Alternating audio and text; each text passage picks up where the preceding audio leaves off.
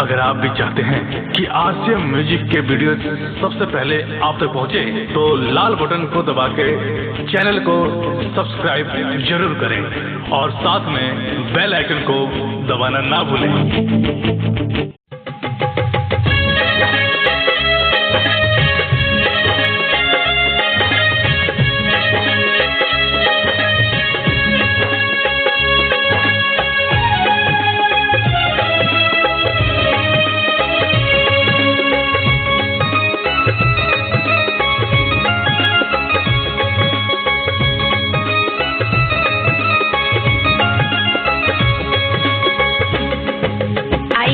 मैं आपको एक कहानी सुनाने जा रही हूँ जिसमें स्वर स्मिता सिंह जी ने दिया है और ये कहानी ज्योति रघुवंशी द्वारा बताई जा रही है। आइए सुनते हैं इस कहानी को।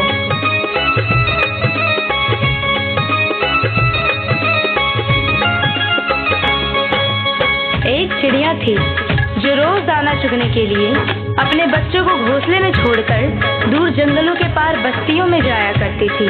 एक दिन किसी घोड़े पर उसने चने का दाना पाया।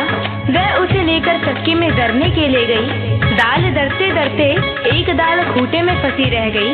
एक ही दाल बाहर निकली। चिड़िया ने उसे निकालने की अपनी ओर से बहुत कोशिश की, लेकिन वह सफल नहीं हो सकी। चिड़िया बढ़ई के पास गई और उससे खूंटे में फंसी दाल बाहर निकालने को कहा। बढ़ई कुछ और काम कर रहा था, इसीलिए उसने ध्यान नहीं दिया।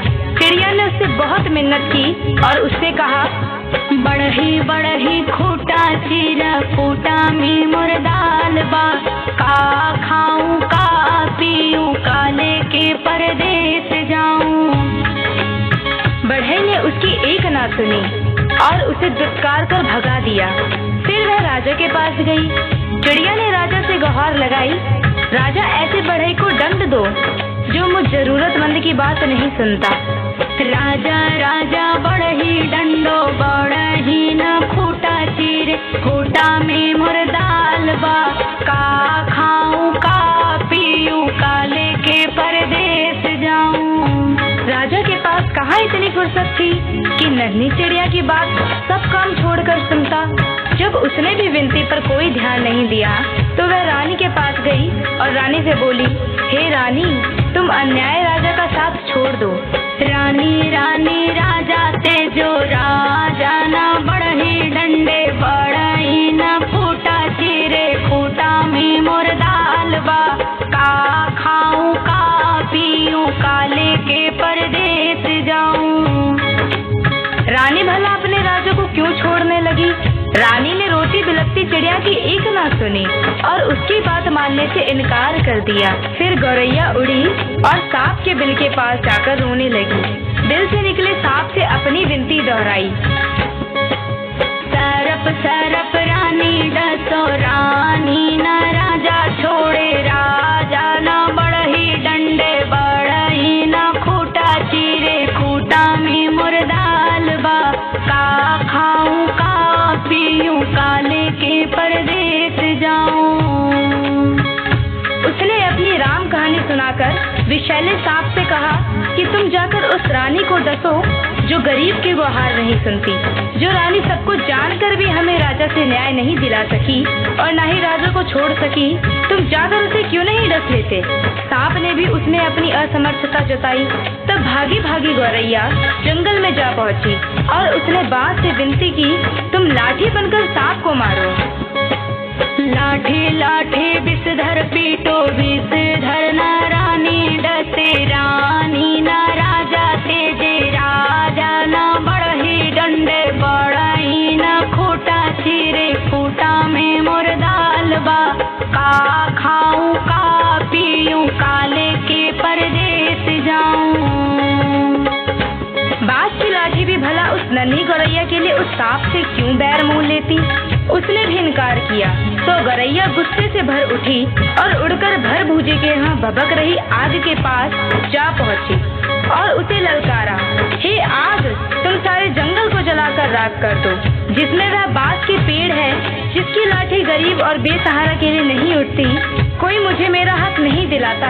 आग ने जब सारी बात विस्तार से जाननी चाहिए तो गौरैया ने अपनी राम कहानी उसके आगे भी सुना दी। आग आग जारो जंगल ना लाठी पटवे लाठी ना विषधर मारे विषधर ना रानी डसे रानी ना राजा तेजे राजा ना बड़ही डंडे बड़ही ना खूटा चीरे खूटा में मुर्दाल बा का खाऊं का पीऊं काले के परदेस जाऊं। फिर आग ने इतनी छोटी सी बात के लिए गौरैया की बात मानकर बुरे जंगल को जलाना ठीक नहीं समझा और जंगल को जलाने से इनकार कर दिया।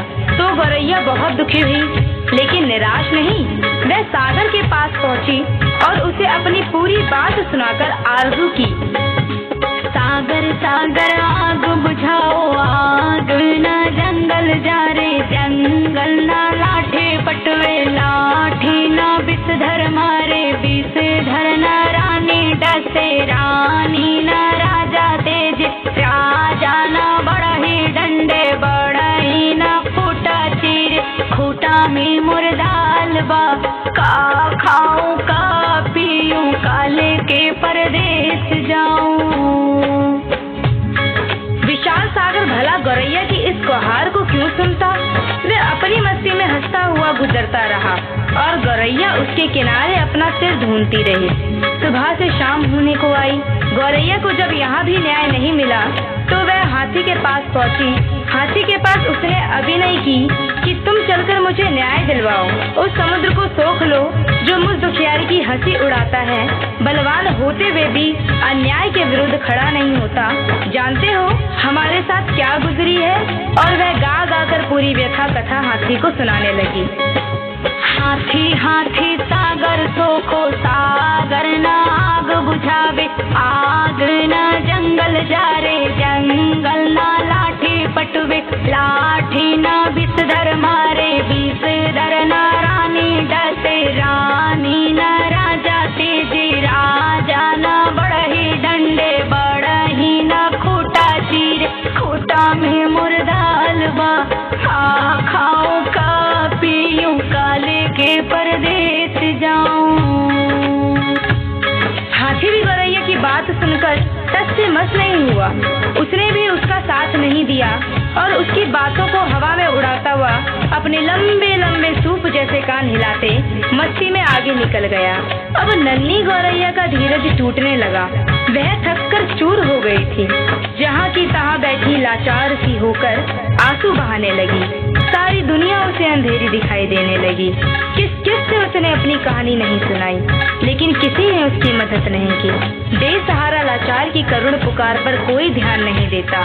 तभी उसके पैरों के पास एक नन्ही सी चींटी आकर उसका हाल पूछने लगी। उसने देखा नन्ही नन्ही चींटियों की एक लंबी कतार एक के पीछे एक बहुत ही अनुशासित ढंग से चली आ रही है। उसने ध्यान से देखा उनका अद्भुत संगठन और अथक परिश्रम। वे बड़ी फुर्ती तत्परता और सुनियोजित ढंग से अपना काम मिलजुल कर किए जा रही थी। चींटियों ने आकर उसे घेर लिया और गौरैया से पूरा वृत्तांत सुना। सुनकर सहानुभूति के साथ बोली, बहन, इस दुनिया में रोने गिड़गिड़ाने से काम नहीं चलता और ना ही बैठकर आंसू बहाने से कुछ होता है। हिम्मत हार कर बैठना तो कायरता है। चलो चलो हमारे साथ, हम न्याय दिलाएंगे, कोई रास्ता निकालेंगे।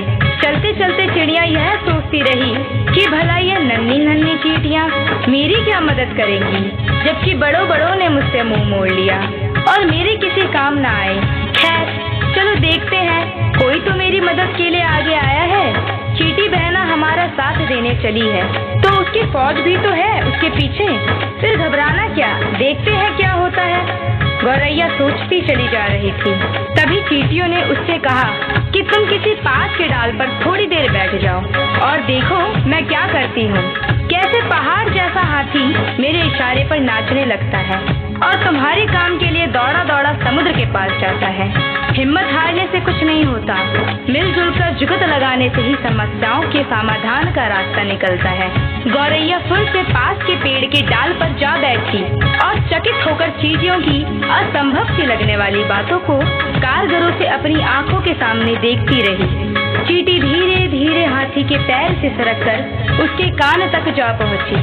हाथी अपने सूप जैसे कान हिलाता सूंड से अपने माथे पर फूंक मारता ही रह गया और चींटी उसके कान में घुसकर उसे तंग करने लगी और उसे समझाने लगी, बड़े बड़े बलवान यदि अपने बल अहंकार में चूर होकर दीनहीन छोटों की सहायता ना करे तो उन्हें भी भान होना चाहिए कि काम पड़ने पर छोटे भी यदि अपनी आन बान के लिए अड़ जाए तो बड़ों बड़ों के लिए संकट पैदा कर सकते हैं।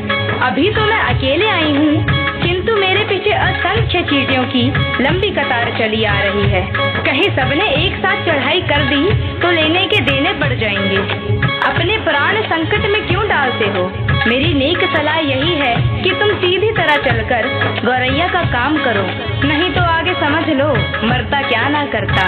हाथी झुंझलाहट और घबराहट में चींटी की बात मानने को लाचार हो गया। वह यह कहते हुए गौरैया के काम के लिए सागर को सोखने को तैयार हो गया।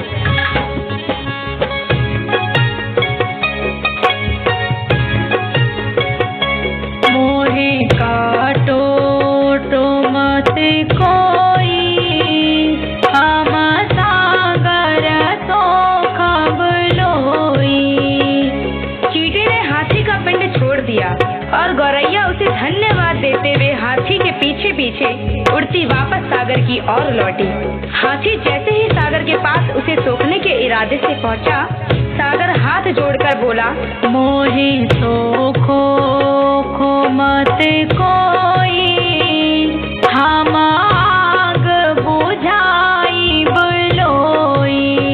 सागर जब अपने तटों की सीमा छोड़कर आग बुझाने के लिए उमड़ा, आग ने थर थर कांपते हुए गौरैया का काम करने का वचन दिया और कहा, मोहे बुझाओ बुझाओ मत कोई, हम जंगल जारब लोई। आग जंगल को जलाने के लिए बढ़ी, गौरैया भी साथ में चली आ रही थी। यह जानकर जंगल ने भी वादा किया, मैं लाठी को सांप मारने के लिए तुरंत भेजता हूँ, लेकिन मुझे जलाकर राख मत करो। मोहे जारो आरो मत कोई, हम तारफ मारब लोई। सांप की क्या मजाल जो जंगल की बसवारियों में अनगिनत लाठियों की मार से भयभीत ना हो। उसने भी दिल के बाहर आकर गौरैया को भरोसा दिया, मोहे मारो आरो मत कोई, हम रानी के डासब लोई। रानी ने जब सांप को महल में आते देखा और उसके साथ गौरैया को आते देखा तो वह पूरी बात का अनुमान कर पसीने पसीने हो गई। उसने हाथ जोड़कर विनती की, मोहे डसो सो मत कोई, हम राजा के तेजब लोई। रानी के उस वचन के बाद भला राजा क्यों अपने हट पर टिकता? उसे तो गौरैया की धीरज, अथक परिश्रम और सूझबूझ का समाचार मिल चुका था। उसने अपनी लापरवाही और अन्याय के लिए क्षमा मांगते हुए फौरन बढ़ई को बुलाने का वचन दिया और कहा, मोहे तेजो जो मत कोई, हम बढ़ई के दंडब लोई। फिर क्या, बढ़ई ने राजा के सामने आकर गौरैया की बात ना मानने का अपराध कबूल किया और थर थर कांपते हुए राजा से गिड़गिड़ाकर विनती की, मोहे डंडो डो मत कोई, हम खूटा के चीरब लोई। गौरैया को और क्या चाहिए था? गौरैया बढ़ई के साथ उस चक्की के खूंटे के पास पहुंची जिसमें चने की दाल फंसी हुई थी। बढ़ई ने खूंटे से दाल निकाल कर दी और गौरैया उसे अपनी चोंच में लेकर अपने घोंसले में जा पहुंची, जहां उसके नन्हे नन्हे बच्चे जब से वह गई थी उसकी राह में आंखें बिछाए भूखे प्यासे बैठे थे। बच्चों ने चहचहाकर उसका स्वागत किया और वह अपनी चोंच से चने का दाना अपने बच्चों को खिलाने लगी और गुनगुनाकर पूरी कहानी सुनाने लगी कि कैसे उसने अपनी हिम्मत से काम लिया। बड़ों ने उसकी बात मानकर उसकी मदद की, लेकिन जब वह केवल रो गिड़गिड़ा रही थी तो किसी ने उसकी बातों पर ध्यान नहीं दिया। मदद के लिए आगे आई तो वे चींटियां जिसकी संगठित सेना के सामने हाथी भी लाचार हो गया। सच ही कहा गया है, सब उसी की मदद करते हैं जो स्वयं अपनी मदद करना जानता है। डाउनलोड कीजिए RCM music official app play store से। RCM म्यूजिक के सारे ऑडियो वीडियो डाउनलोड करने के लिए